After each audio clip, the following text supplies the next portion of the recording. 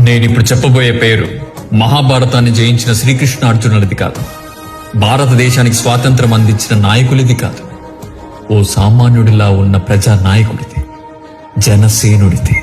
నాయకుడంటే పదవులే ఎక్కక్కర్లేదు. ఎదుటివాడి గుండెల్లో భయాన్ని చంపి ధైర్యాన్ని నింపి నేనున్నాననే భరోసా ఇస్తే చాలు, ప్రజల గుండెల్లో గుద్దుతారు ఓట్లు. ఆ నాయకుడి పేరే కోనిదెల పవన్ కళ్యాణ్. జనసేన అధినాయకుడు రాజకోటలు దిగి మన కోసం నేలకొచ్చారు. గెలిపించుకునే బాధ్యత మనది. గెలిపిద్దాం.